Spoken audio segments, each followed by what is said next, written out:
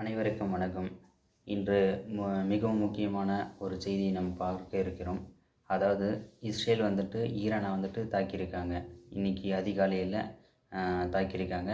அது இஸ்ரேலோட defence minister அஃபிஷியலாக அனௌன்ஸ் பண்ணியிருக்காங்க. இது மூலிமா ஷேர் மார்க்கெட்டோட ஆயில் ப்ரைஸ் 5% ஜாஸ்தியாக இருக்குது. நமக்கு ஏற்கனவே உலகத்தில் இருக்கிற நிறைய பிரச்சனை இருந்திருக்கு. அதாவது ரஷ்யா யுக்ரைன் பிரச்சனை இருந்திருக்கு. அப்புறம் அமெரிக்காவில் இமிக்ரேஷன் இஷ்யூ இருந்திருக்கு. பத்தாவதுக்கு நம்ம நேற்று இந்தியாவில் ஃப்ளைட் கிராஷ் ஆகிருக்கு. அதெல்லாம் இன்றைக்கி இஸ்ரேல் ஈரான் இஷ்யூ ஆகிருக்கு. அதாவது இஸ்ரேல் ஈரானில் இருக்கிற நியூக்ளியஸ் சைட்ஸ் அதை டார்கெட் பண்ணி அடிச்சிருக்காங்க. அதில் நியூக்ளியர் சயின்டிஸ்ட் அப்பாசி அவர் கொன்று இருக்காங்க இந்த ஸ்ட்ரைக் மூலிமா. அதெல்லாம் ஐஆர்ஜிசியோட சீஃப் கமாண்டர் சல்மானி அவங்களும் கொண்டு இருக்காங்க. அது இது ஈரானோட ஸ்டேட் டெலிவிஷன் கன்ஃபார்ம் பண்ணியிருக்காங்க. இந்த 2 பேர் செத்துருக்காங்க அப்படின்ட்டு. இது மூலிமா இஸ்ரேல் அவசர நிலை பிரகடனம் பிறப்பிச்சிருக்காங்க அந்த கண்ட்ரியில்.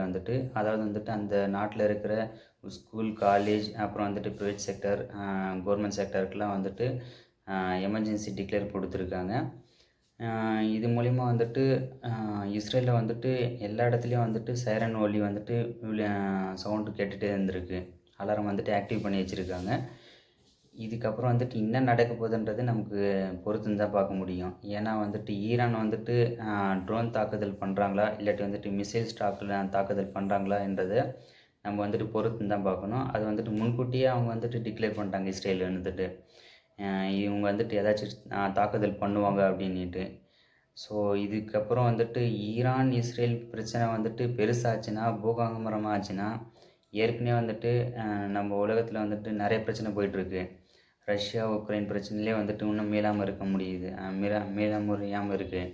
இதில் ஈரான் இஸ்ரேல் பிரச்சனை வந்துடுச்சுன்னா ஆல்மோஸ்ட் ஆயில் பிரச்சனை ஆயில் ப்ரைஸ் இன்னும் ஜாஸ்தி ஆகிடும். பெட்ரோல் ப்ரைஸ் இன்னும் ஜாஸ்தியாகும், விலைவாசி கூடும். ஏன்னா எங்கேயோ ஒரு இடத்துல நடக்கிற ஒரு போர்னால் நமக்கு இந்தியாவில் இருக்கிற சாதாரண மக்கள் கஷ்டப்படுறதுக்கு வாய்ப்பு நிறையவே இருக்குது. அது ஒரு கனெக்டிங் செயின், குளோபல் செயினாக இருக்குது.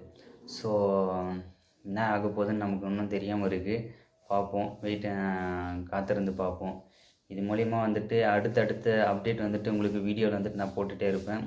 சப்போஸ் ஈரான் அடுத்தது கட்டாக நகர்வு என்ன இருக்குன்றதை பார்த்துட்டு அதுக்கு தகுந்த மாதிரி வீடியோஸ் உங்களுக்கு நான் கண்டினியூ அப்லோட் பண்ணுறேன் நான்.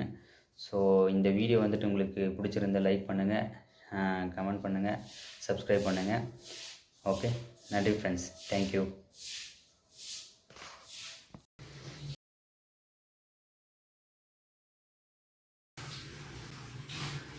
The regime has called for the destruction of the state of Israel, planning and advancing concrete military plans to do so. Over the past few months, intelligence has shown that Iran is closer than ever to obtaining a nuclear weapon.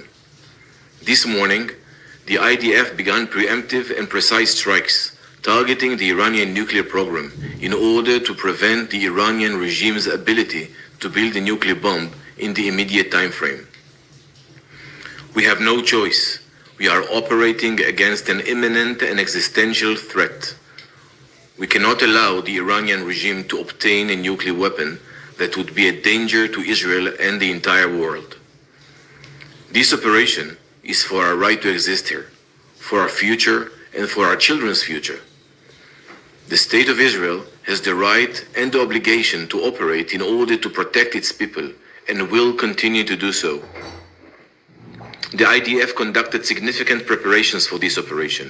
We are well prepared both in defense and offense to defend ourselves. The IDF will continue to defend the State of Israel.